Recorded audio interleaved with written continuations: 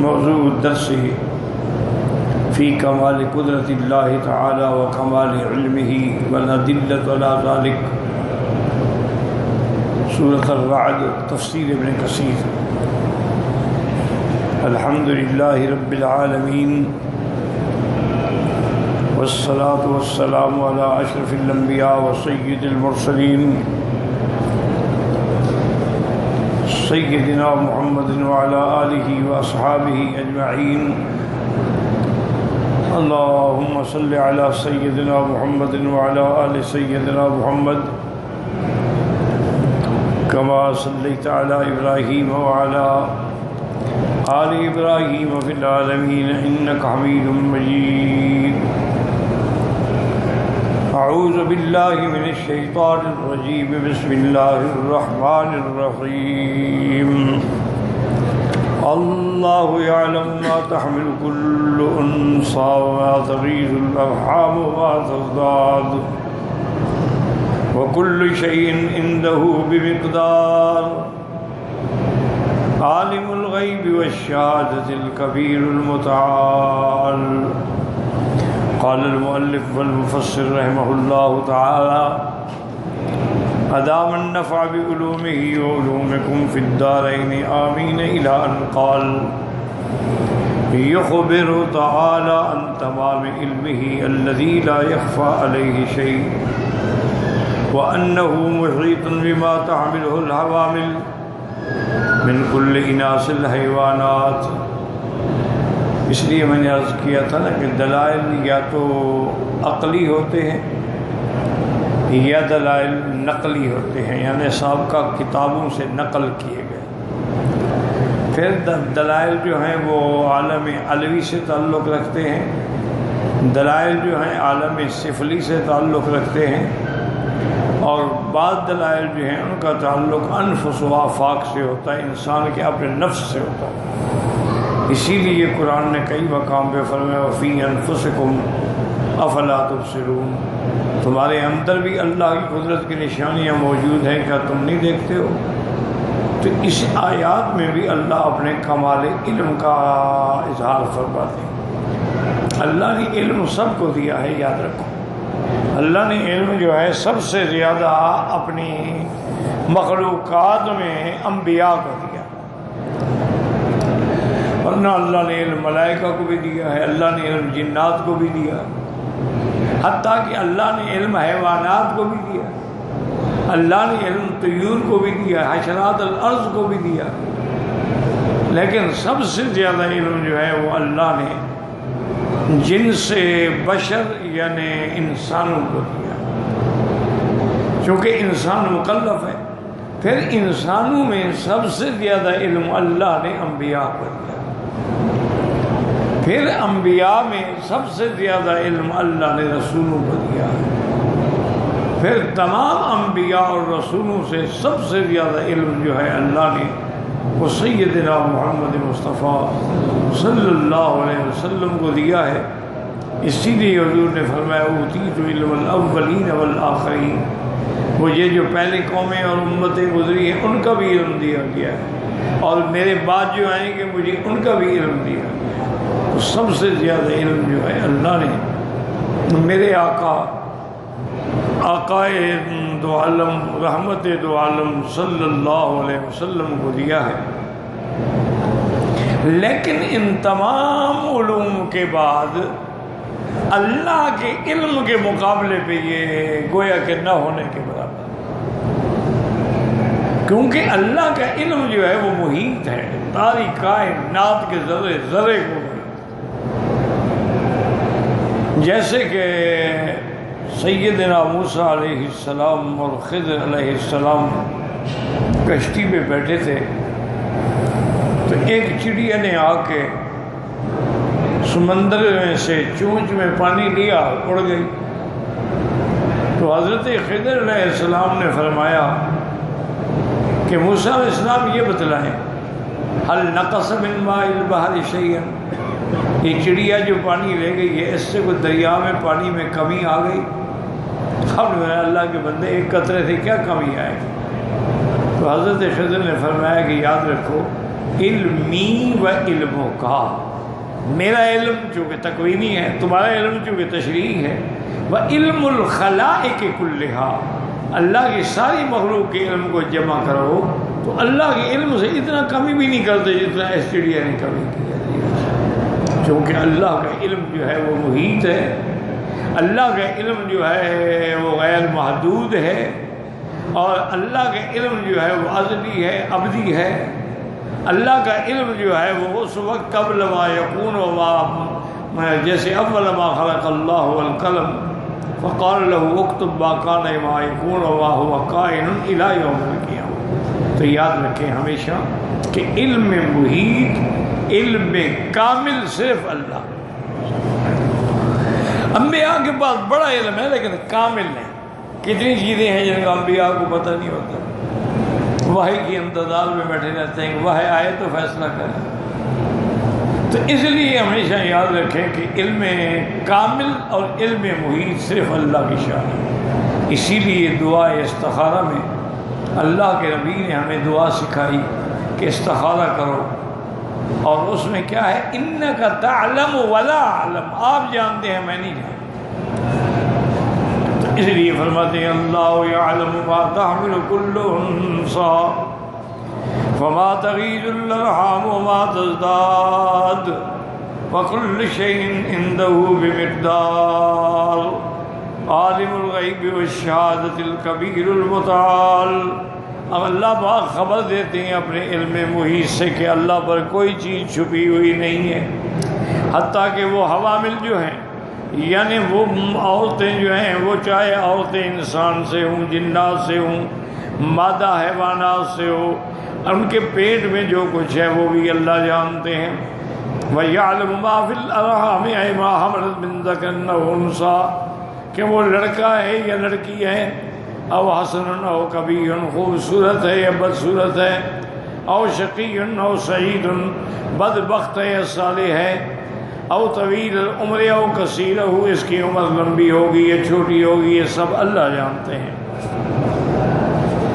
اس لیے بعض لوگ جو ہے وہ ہمارے اہل علم کو، مسلمانوں کو دھوکے میں ڈالتے ہیں۔ دیکھو جی آج کل تو الٹرا ساؤنڈ کا زمانہ ہے، الٹرا ساؤنڈ کر کے ڈاکٹر بتا دیتے ہیں لڑکا ہے کہ لڑکی ہے۔ تو اس میں کیا ہوا کہ اللہ کے بغیر کوئی نہیں جانتا۔ ان اللہ عنده علم الساعة وينزل الغیث ويعلم ما في الارحام۔ تو یہ تو وہ بھی بتا دیتے ہیں۔ تو اللہ کے بندے ایک بات تو سمجھی کرو، ایک چیز ہے ما تحت الاسباب، ایک ہے ما فوق الاسباب۔ ما تحت الاسباب میں نے گھڑی دے کے ٹائم بتا دیا تو یہ علم غیب نہیں ہے، یہ تو ما تحت الاسباب ہے۔ اگر الٹرا ساؤنڈ کر کے ہم نے بتا دیا تو ما تحت الاسباب ہے۔ کمال تو یہ ہے نا کہ الٹرا ساؤنڈ نہ کرو اور بتاؤ۔ اچھا پھر الٹرا ساؤنڈ 1 کا کرو گے، 100 کا کرو گے، 1000 کا کرو گے، کروڑوں کا کون کرے گا؟ مچھلیوں کا الٹرا ساؤنڈ کون کرے گا؟ جنگل کے بھیڑیوں کا اور شیروں کا اور چیتوں کا اور کتوں کا الٹرا ساؤنڈ کون کرے گا؟ لیکن یہ اس کا کمال ہے، وہ سب جانتے ہیں کہ کیا ہے۔ پھر الٹرا ساؤنڈ چلو بڑی ترقی کرو، یہی بتا دے گا لڑکا ہے یا لڑکی ہے، یہ تو نہیں بتا سکتا کہ والدین کا فرما بردار ہے یا نافرمان ہے، یہ تو نہیں بتا سکتا کہ یہ شقی ہے یا سعید ہے، یہ تو نہیں بتا سکتا کہ طویل العمر ہے یا قصیر العمر ہے۔ تو اس لیے اللہ کا علم جو ہے وہ ہر ذرے ذرے کو محیط ہے، یعنی جس ماں کے پیٹ میں بچہ ہے وہ بھی نہیں جانتی لیکن اللہ جانتے ہیں۔ اس لیے فرمایا هو اعلم بكم اذ انشأكم من الارض، وہ تمہیں جانتے ہیں جب اللہ نے تمہیں مٹی سے پیدا فرمایا، وَإِذْ أَنْتُمْ أَجِنَّةٌ، اور وہ جانتے ہیں جب تم ماں کے پیٹ میں جنین تھے۔ اور اسی طرح يَخْلُقُكُمْ فِي بُطُونِ أُمَّهَاتِكُمْ خَلْقًا مِّن بَعْدِ خَلْقٍ فِي ظُلُمَاتٍ ثَلَاثٍ، اللہ تعالیٰ کی ذات ہے جو تمہیں ماں کے پیٹ کے اندر جو ہے وہ ایک اتوار سے دوسرے اتوار کی طرف منتقل کرتی ہے۔ پہلے نطفہ ہوتا ہے، پھر علقہ ہوتا ہے، پھر مضغہ ہوتا ہے۔ جیسے کہ اللہ نے فرمایا وَلَقَدْ خَلَقَكُمْ طَوْرًا مِنْ بَعْدِ طَوْرٍ كَمَا قَالَ تَعَالَى وَلَقَدْ خَلَقْنَا الْإِنسَانَ مِنْ سُلَالَةٍ مِنْ طِينٍ ثُمَّ جَعَلْنَاهُ نُطْفَةً فِي قَرَارٍ مَكِينٍ ثم خلقنا النطفة علقة فخلقنا العلقة مضغة فخلقنا المضغة عظاما فكسونا العظام لحما ثم انشأناه خلقا آخر فتبارك الله أحسن الخالقين. وفي الصحيحين عن ابن مسعود رضي الله تعالى عنه قال قال رسول الله صلى الله عليه وسلم ان خلق احدکم یجمع فی بطن امہ 40 یوما. اللہ جب بندے کو پیدا فرماتے ہیں تو ماں کے پیٹ میں وہ 40 دن تک رہتا ہے، نطفہ ہوتا ہے، ثم یکون علقۃ، پھر 40 دن تک وہ علقہ بن جاتا ہے جیسے جونک ہوتی ہے، ثم یکون مضغۃ، پھر گوشت کا لوتھڑا بن جاتا ہے، ثم یبعث اللہ الیہ ملکا، پھر اللہ تعالیٰ فرشتے کو بھیجتے ہیں، وہی عمر باربع کلمات، 4 چیزوں کا اللہ حکم دیتے ہیں کہ لکھ لو، یکتب رزقہ و عمرہ و عملہ، اس کا رزق بھی لکھ لو، اس کی عمر بھی لکھ لو، اس کا عمل بھی لکھ دو، شقی و سعید، یہ شقی ہے یا بدبخت ہے یا نیک ہے یہ بھی لکھ دو. وفی الحدیث الآخر فیقول الملک اے رب ذکر ام انثیٰ، اے رب اشقی ام سعید. سب فرشتے اللہ سے پوچھتے ہیں لڑکا ہے کہ لڑکی ہے، شقی ہے کہ سعید ہے. فمل رزق، اس کا رزق کتنی ہوگا، فمل اجل، اس کی عمر کتنی ہوگی. فیقول اللہ، اللہ بتلاتے ہیں تو فرشتے لکھتے ہیں. تو یہ سارا علم جو ہے یہ اللہ تعالیٰ کی ذات کو ہے. دیکھیں جی کہ کبھی ایسا کیا کریں، میں نے کئی دفعہ کہا ہے، خیر آج کل بات تو کوئی نہیں مانتا، لیکن کہنا تو ہمارا فرض بنتا ہے، نہ مانے، کہ کبھی کبھی دن رات میں کوئی 10 منٹ جو ہے نا ایسے بھی نکالو کہ تنہائی میں بیٹھ کے کچھ غور کیا، جب کوئی نہ ہو، نہ میاں نہ بیوی نہ بچے نہ آل نہ اولاد، مسجد میں بیٹھ جاؤ، گھر میں بیٹھ جاؤ، کہیں بیٹھ، صرف 10 منٹ، اور اللہ کے کمال علم اور کمال قدرت پہ غور کرو. اب دیکھیں میاں بیوی ملتے ہیں، کبھی روز ملتے ہیں، کبھی ہفتے کے بعد ملتے ہیں، کبھی مہینے کے بعد ملتے ہیں، لیکن ہر دفعہ ملنے میں تو حمل نہیں ٹھہرتا. حالانکہ پانی تو دونوں کا ہر دفعہ نکلتا ہے، لیکن حمل نہیں ٹھہرتا. اچھا کبھی تو سال نہیں ٹھہرتا. اور جب اللہ کا منشا ہوتا ہے، حکم ہوتا ہے، اس کو حکم دیتے ہیں کہ اب یہ جرثومہ جو ہے وہ فی قرار مکین، رحم کے اندر محفوظ کر.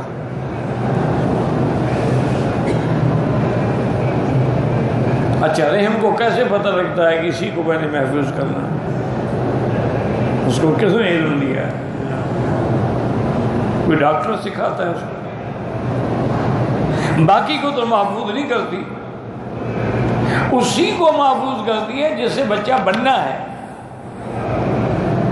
اچھا پھر یہ دیکھو کہ محفوظ ہو گیا، اب دوڑ رہی ہے، بھاگ رہی ہے، جمپنگ کر رہی ہے، اس کے باوجود بھی وہ نہیں نکلتا.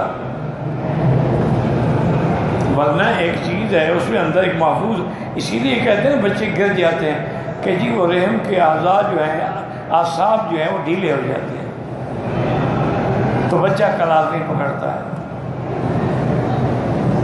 تو یہ سارا غور کریں کہ پھر 40 دن کے بعد ہی وہ تبدیل ہوتا ہے. اسی لیے یہ تبلیغ والے حضرات جو ہے کہتے ہیں چلہ لگاؤ کہ 40 دن کے بعد تبدیلی آتی ہے. آپ 40 دن تک شراب چھوڑ دیں، گناہ چھوڑ دیں، سگریٹ چھوڑ دیں، اللہ والوں کی صحبت میں آ جائیں، نمازیں پڑھیں، ذکر اذکار کریں، 40 دن کے بعد تبدیلی آئے گی تمہارے اندر. اس کی وجہ یہ ہے کہ اللہ کا ایک نظام ہے کہ 40 کے بعد تبدیلی آتی ہے. 40 دن میں نطفہ تھا، پھر 40 دن میں حلقہ بنا، پھر مضغہ بنا. تو یہ 40 کا فرق ہے. اچھا اللہ نبوت ہی نہیں دیتے جب تک 40 سال نہ گزرے. تو کوئی راز تو ہے نا اس 40 کے عدد میں، کوئی حکمت تو ہے نا. تو اس لیے ہمیشہ یاد رکھیں کہ اللہ کے نظام پہ بیٹھ کے غور کیا. اچھا اب جب وہ بچہ ماں کے ذہن پیٹ میں آ جاتا ہے فَكَسَوْنَ الْعِظَامَ لَحْمًا، اس کو گوشت چڑھا دیا جاتا ہے، روح پھونک جاتی ہے، اب بچہ پیٹ میں حرکت کر رہا ہے. تو اس وقت اللہ فرشتوں کو حکم دیتے ہیں، ملک کو حکم دیتے ہیں. اب دیکھو کہ ملک کیسے داخل ہوتا ہے.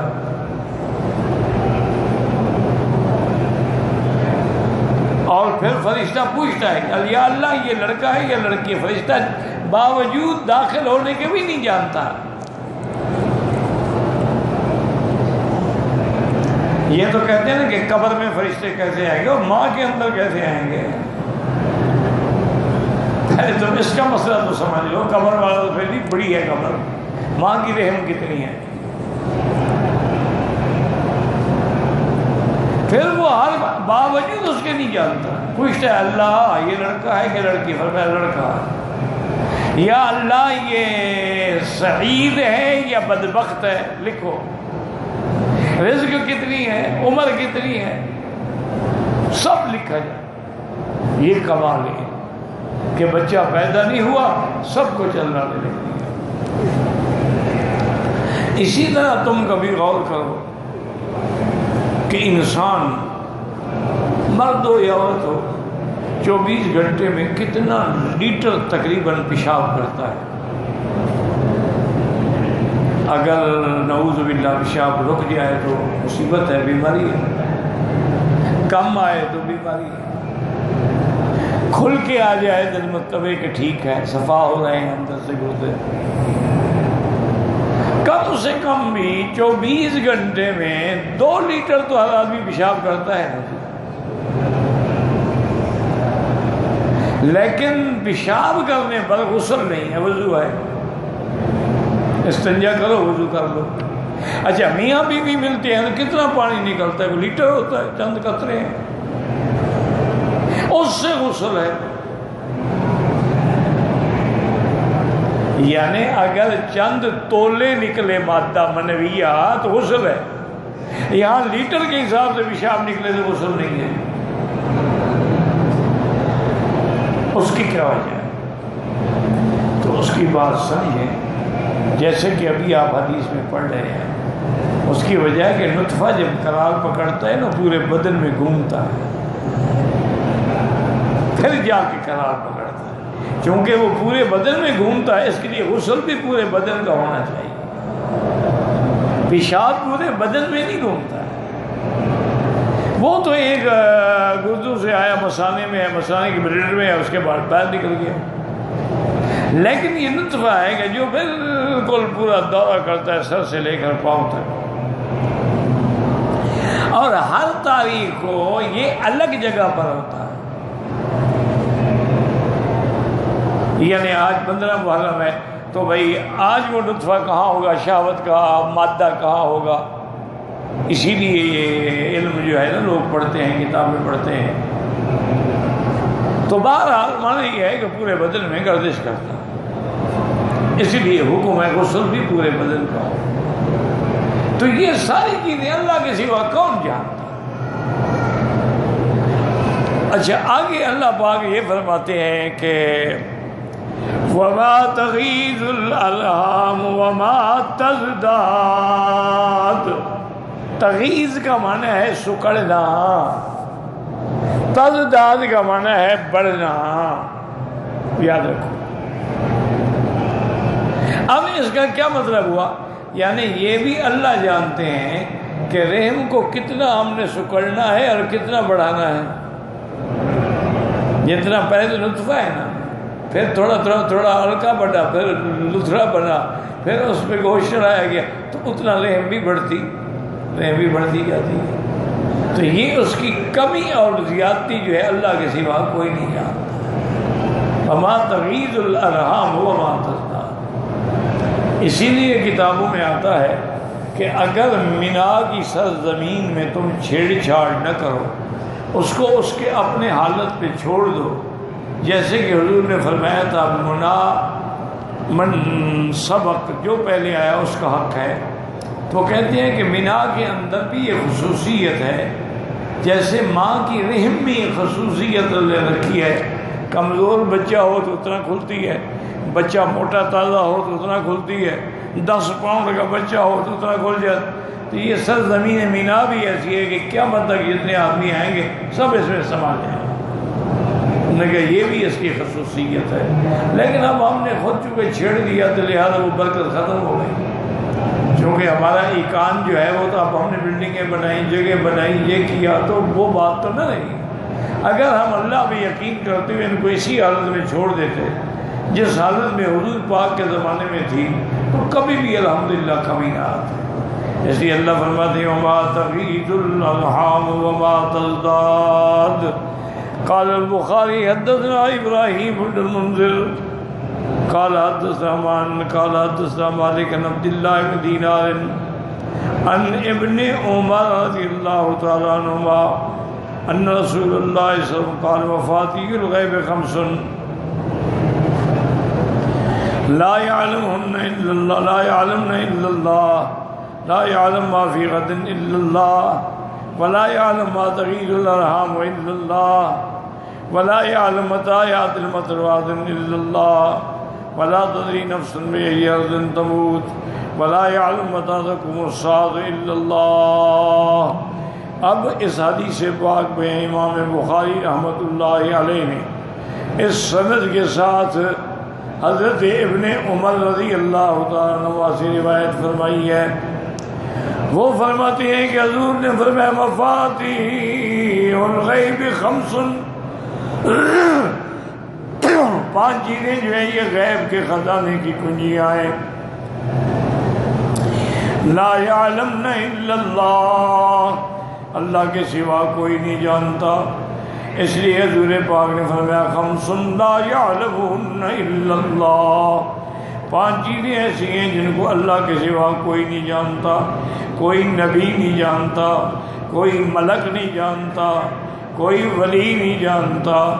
وہ 5 چیزیں کیا ہیں؟ پھر حضور نے یہ آیت پڑھی ان اللہ عنده علم الساعة وينزل الغیث ويعلم ما في الارحام وما تدری نفس ماذا تکسب غدا وما تدری نفس بأي أرض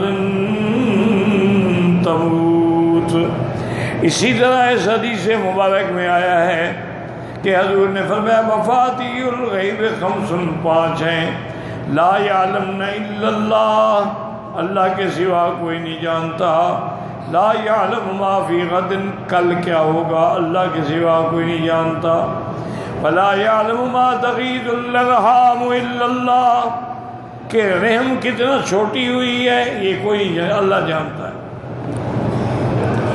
ولا یعلم متی یأتی المطر الا اللہ، یہ بھی کوئی نہیں جانتا ہے کہ کب بارش ہوگی۔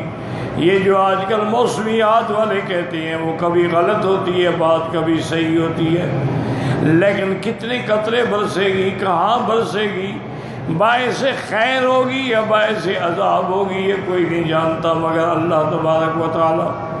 اس لیے فرماتے ہیں وَلَا تَدْرِي نَفْسٌ بِأَيِّ أَرْضٍ تَمُوتُ، کس زمین پہ موت نے آنا ہے یہ کوئی نہیں جانتا مگر اللہ تعالی۔ اب دیکھیں حاجی آتے ہیں تصور میں بھی نہیں ہوتا ان کے، لیکن موت مکے میں آ جاتی ہے، مدینے میں آ جاتی ہے، اور کتنے لوگ ہیں جن کی زندگی مکے مدینے میں گزر گئی لیکن موت ان کی اپنے ملک میں ہے۔ میرے والد صاحب کے ایک خادم تھے، اللہ ان کی قبر پہ کروڑوں رحمتیں کرے، انہوں نے تقریباً 50 سال سے زیادہ زندگی مکے میں گزاری، صف اول کبھی ان کی نہیں چھوٹتی تھی۔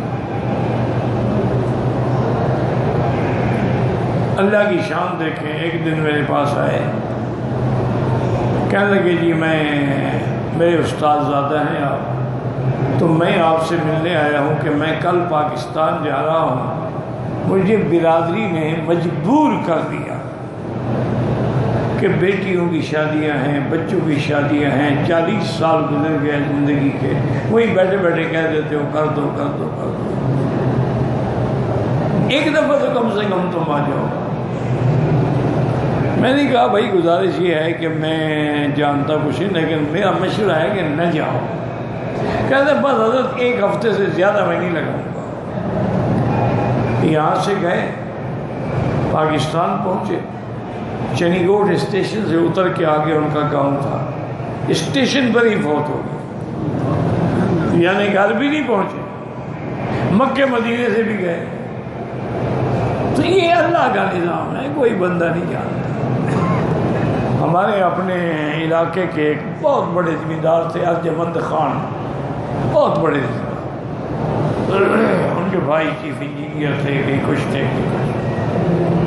حج میں آئے تو اپنی نوجوان لڑکی بھی ساتھ تھی, میرے گھر میں ٹھہرے.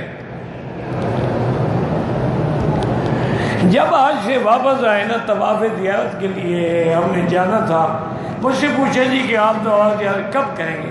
میں نے کہا جی میں تو رات کو 12 بجے کرتا ہوں, میرا تجربہ ہے کہ آسانی سے ہو جاتا ہے. کہنے کی حضرت یہ ہے کہ ہم ساتھ ہی کے کمرے میں تو ہیں, ہمیں بھی آپ ساتھ لے جائیں. میں نے کہا ٹھیک. بہرحال ہم آ گئے, ہم نے اکٹھے طواف کیا. میں نے اس کو کہا کہ تم میرا ہاتھ پکڑ لو, ہم آگے ہو جاتے ہیں, بچی پیچھے ہو جائے, تاکہ ایک تو ہماری نظر اس پہ نہ پڑے, دوسرے کہ اس کو کسی کا دھکا نہ لگے. بہرحال ہم نے طواف کیا. طواف کر کے واپس آئے تو ہم نے پھر یہ ہوتا تھا کہ 11 تاریخ کو پھر چونکہ سارا دن ساری رات کنکریاں مارنی جائز ہے, پھر ہم رات کو جا کے کنکری مارتے تھے. تو اس کو بھی میں نے سمجھا, لگا ٹھیک. دوسرے دن اس کی لڑکی نے آ کے مجھے خط دیا, لفافے میں بند تھا, کہ جی میرے باپ نے دیا ہے. میں نے خط پڑھا تو اس میں لکھا تھا کہ میں نے پہلے بھی حج کیے ہیں, میں نے پہلے بھی طواف کیے ہیں, لیکن اللہ عالم اس طواف کی کیا کیفیت تھی آپ کے ہاتھ پکڑنے سے, جس کو میں بیان نہیں کر سکتا. میں صرف ایک گزارش کرتا ہوں, اگر کعبۃ اللہ میں میرا ہاتھ پکڑا ہے تو اب قیامت میں بھی نہیں چھوڑنا. اگر طواف میں مجھے پکڑا ہے تو قیامت میں میرا ہاتھ پکڑے ہیں. میں نے ہاتھ پکڑا, میں چھوڑ گیا. لوگوں کے اپنے اپنے عقیدے ہوتے ہیں. دوسرے دن جب کنکریاں مار کے آئے, ان کے بڑے دوست آئے ہوئے, تو اس کی بیٹی بھاگی کہتے ڈیڈی کو کچھ ہو گیا ہے. میں گیا تو بڑی اس کی حالت ٹھیک نہیں تھی. میں نے فوراً ڈاکٹر کی آنے سے پہلے فوت ہو گیا. وہ گھر گئے ہی نہیں, اور مجھے پہلے کہہ رہے کہ ہاتھ پکڑا ہے تو اب چھوڑنا نہیں. میں نے اس کی بیٹی نے گھر والوں کو فون کیا, بڑے لوگ تھے وہ, تو فوراً آ گئے. میں ان کو سمجھایا پاگل نہ بنو, چارٹر طیارہ کر کے باپ کی اس کو اللہ نے مکے میں بہت دی ہے, اللہ اس کو حرم میں دفن دے رہے ہیں, تم پاگل ہو کہ چارٹر طیارہ کر کے لے جاؤ گے اور وہاں جا کے شادی کا بعد میں دفن کرو گے؟ دماغ خراب ہو گیا. ان کو بات سمجھ آ گئی. تو اب انہوں نے کبھی سوچا بھی نہیں ہوگا کہ میں مکے میں مروں گا اور مکے میں دفن ہوں گا. وما تدری نفس بأی ارض تموت, کسی کو پتہ نہیں میری موت کب آئے گی, کہاں آئے گی, کدھر آئے گی. اسی لیے حضرت علی رضی اللہ عنہ جب بہادری سے بے جگری سے لڑتے تھے, تلوار ذوالفقار لے کے دشمنوں کی صفوں میں گھس جاتے تھے. دوستوں نے سمجھایا حضرت اتنا نہ کیا کریں. فرمایا بھائی میں کیوں ڈروں, موت مجھ سے ڈرتی ہے, مجھے کیا ضرورت ہے ڈرنے کی. انہوں نے کہا حضرت موت کسی سے نہیں ڈرتی. انہوں نے کہا بے وقوفو, بات نہیں سمجھی, وقت سے پہلے آئے گی. انہوں نے کہا نہیں. انہوں نے کہا جب وقت سے پہلے آنے نہیں تو ادھر ادھر بھاگ جائے گی نا, میرے پاس تو وقت پہ آئے گی, پھر میں کیوں ڈروں. اس لیے اللہ نے فرمایا کہ یہ 5 چیزیں ایسی ہیں خزائن غیب ہیں، اللہ کے سوا کوئی نہیں ہے۔ وما تغیض الارحام، ایک معنی یہ بھی ہے کہ جو رحم سے بچہ گر جاتا ہے اسقاط ہو جاتا ہے، یعنی کامل نہیں ہوتا، مدت سے پہلے گر جاتا ہے۔ وما تزداد ما زادت الرحم فی الحمل علی ما غازت حتی ولدت تماما، یا یہ ہے کہ رحم کے اندر رہتے ہوئے وہ پوری مدت کرتا ہے، اپنے وقت پہ آ کے پیدا ہوتا ہے۔ وذالک ان من النساء تحمل 10 اشہر ومتع 9 اشہر، بعض عورتیں 10 مہینے کے بعد بچہ پیدا ہوتا ہے، بعض کو 9 مہینے کے بعد بچہ پیدا ہوتا ہے۔ ومنہن من تزید فی الحمل، بعض ہے کہ اس سے بھی زیادہ مدت لگ جاتی ہے۔ ومنہن من تنقص، اور بعض بچے جو ہیں وہ 9 مہینے سے پہلے بھی پیدا ہو جاتے ہیں۔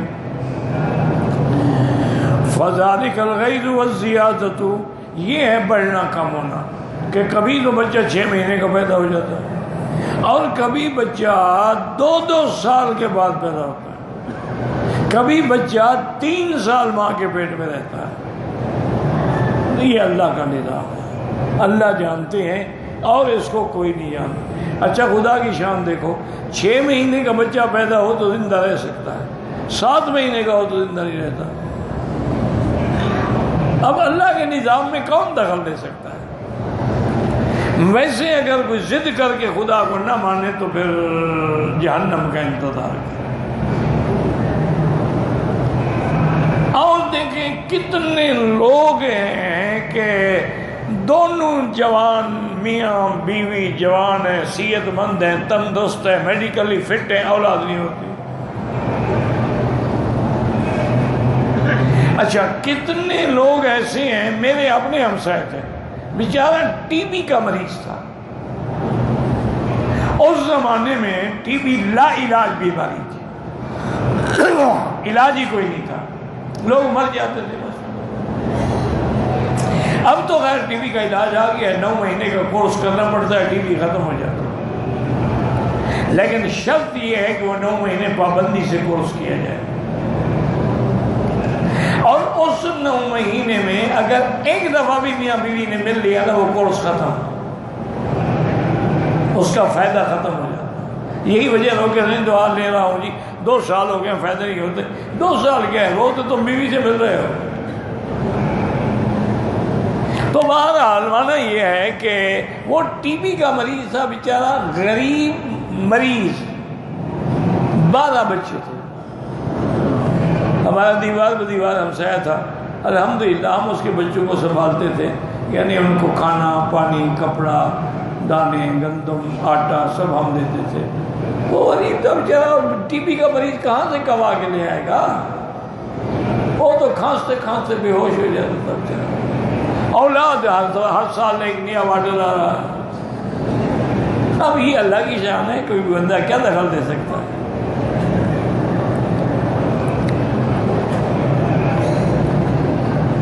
وقال الضحاك عن ابن عباس في قوله وما تغيض الارحام وما قال ما نقصت من 9، کبھی 9 مہینے سے کم کبھی زیادہ۔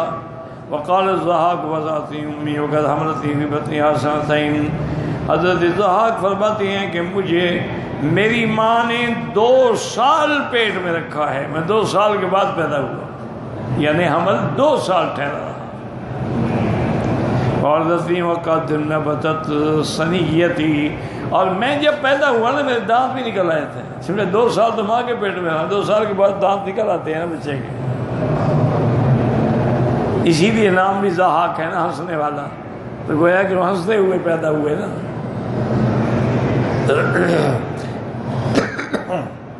وقال ابن جریج جمیلہ بنت سعد انا عائشہ رضی اللہ تعالی عنہ قالت لا يكون الحمل اکثر من 2 قدر ما يتعلق ذل مغزل۔ ایک روایت میں بی بی عائشہ فرماتی ہے کہ مدت حمل زیادہ سے زیادہ 2 سال ہوتی ہے، اس سے زیادہ نہیں ہو سکتی۔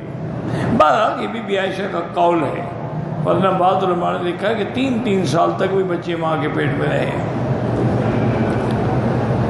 وقال مجاہد معذرین رمضان کا ما ترى من الدم في حملها، یعنی جو اس نے دیکھا وما تزداد وتشرف، یا 9 مہینے سے بھی زیادہ مدت گزر گئی. وہی قالاتی یطلو فی مسیح وضحاک. وقال مجاہد ايضا اذا رات المرأة الدم دون التسعة وزاد على التسعة مثل ایام الحیض، اگر عورت نے 9 مہینے سے پہلے خون دیکھ لیا یا اس کے بعد، تو یہ اللہ کے ہاتھ میں، اللہ جانتے ہیں کب کتنا مدت ہوگی، زیادہ ہوگی کم ہوگی. وما تغیث الارحام اراقۃ الدم حتی یغص الولد وما تزداد الا لم تحرک الدم، یا تو خون گرنا شروع ہوا تو نعوذ باللہ اسقاط ہو گیا، بچہ گر گیا، یا نہیں گرا تو بچہ پورا پیدا ہوا. تم الولد وعظم، بچہ پورا ہوا اور اس کے بعد وہ بڑھ گیا. وقال مقول الجنین فی بطن امہ لا یطب ولا یحزن ولا یختم. حضرت مقول فرماتے ہیں کہ اللہ کا نظام دیکھو کہ بچہ جب ماں کے پیٹ میں ہوتا ہے نہ تو کچھ مانگتا ہے، نہ اس کو کوئی غم ہوتا ہے، نہ اس کو کوئی حزن ہوتا ہے. وَإِنَّمَا يَأْتِيهِ رِزْقُهُ فِي بَطْنِ أُمِّهِ، اللہ اس کو ماں کے پیٹ کے اندر ہی رزق عطا فرماتے ہیں. من دم حیضتہا، ماں کا جو حیض بند ہو جاتا ہے نا، وہ بچے کے لیے رزق بن جاتا ہے.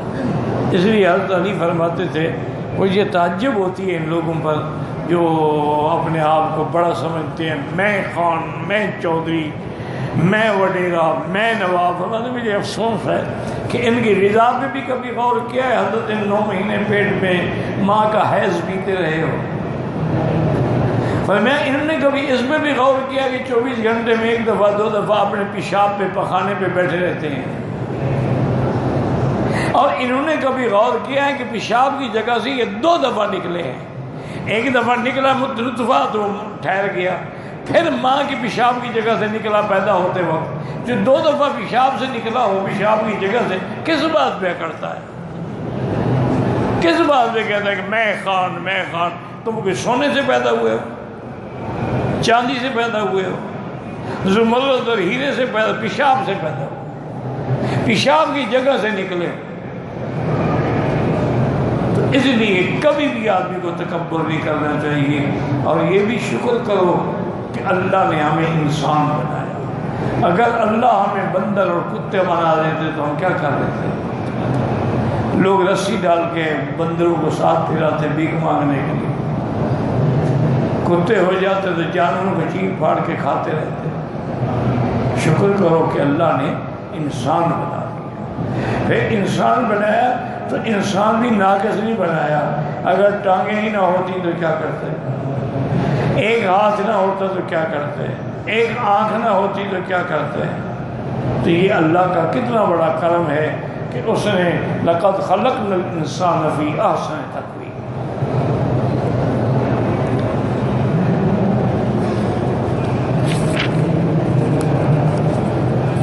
فَإِذَا وَقَعَ إِلَى الْأَرْضِ، اب جب بچہ پیدا ہوتا ہے اور زمین پہ آتا ہے، استحلا، اب چیخ مارتا ہے. وَإِسْتِحْلَاءُ اسْتِنْكَارُهُ لِمَكَانِهِ، کہتے ہیں اس لیے چیخ مارا ہے کہ یار میں کتنے مزے میں تھا، پتہ نہیں کہاں آ گیا ہوں.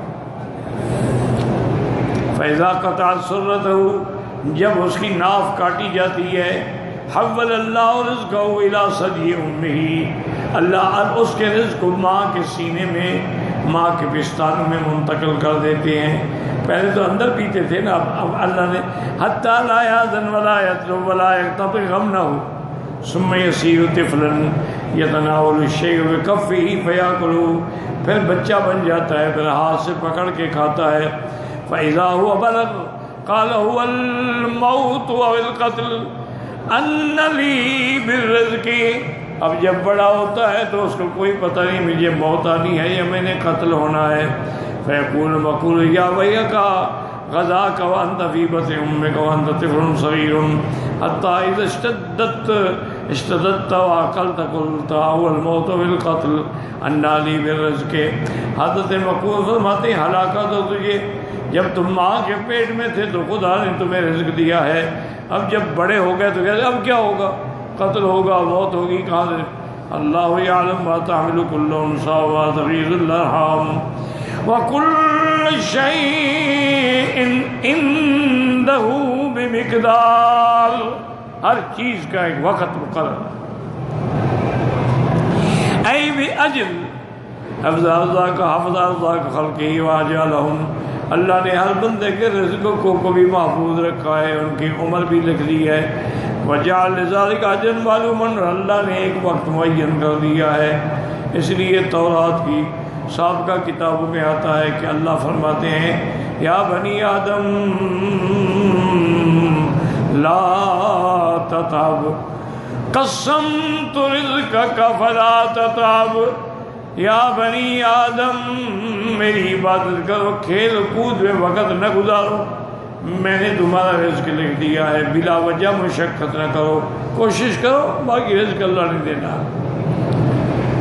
وقال قتادہ کل شیء عنده بمقدار، وفي الحديث الصحيح ان احدى بنات النبي صلى الله عليه وسلم بعثت اليه ان ابن لها بالموت، حضور کی ایک بیٹی نے حضور کے پاس بندہ بھیجا کہ حضور تشریف لے آئیں، میرے بچے کا آخری وقت ہے، وَأَنَّهَا تُحِبُّ أَن يَحْضُرَهُ، بیٹی کی خواہش تھی کہ حضور آئیں گے، بچے کو اٹھائیں گے، دعا کریں گے، شاید میرا بچہ بچ جائے۔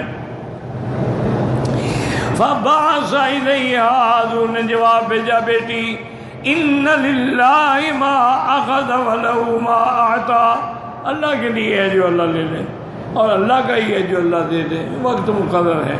وَكُلَّ شَيْءٍ عِندَهُ بِأَجَلٍ مُّسَمًّى فَامُرُوهَا وَلْتَصْبِرْ وَلْتَحْتَسِبْ، صبر کرو اور اللہ سے ثواب طلب کرو۔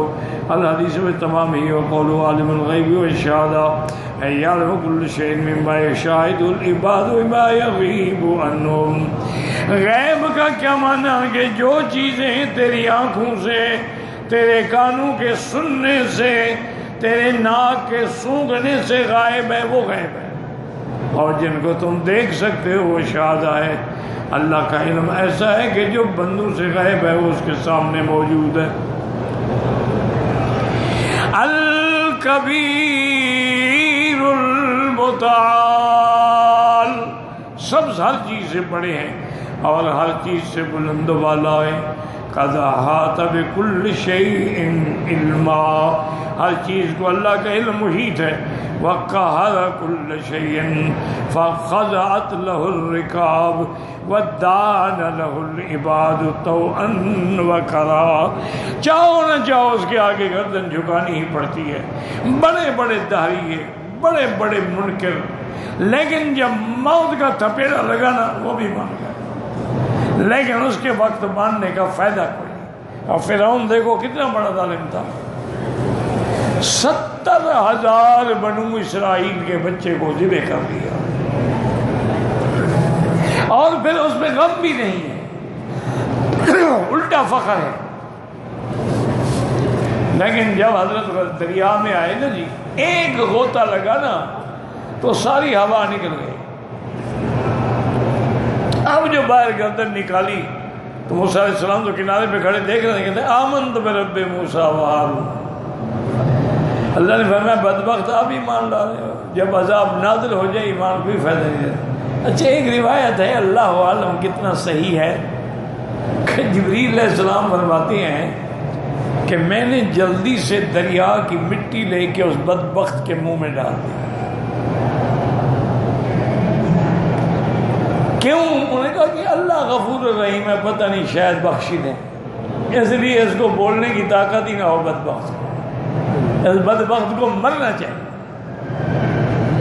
بہرحال ایک روایت ہے لیکن عقل تسلیم نہیں کرتے کہ جبریل کا تو اللہ کے فیصلوں پر اعتقاد ہے، وہ جانتے ہیں کہ یہ مرے گا یا نہیں مرے گا، بچے گا یا نہیں بچے گا، پھر مٹی ڈال۔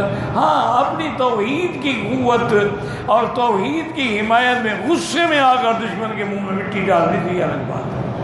واللہ تعالی اعلم۔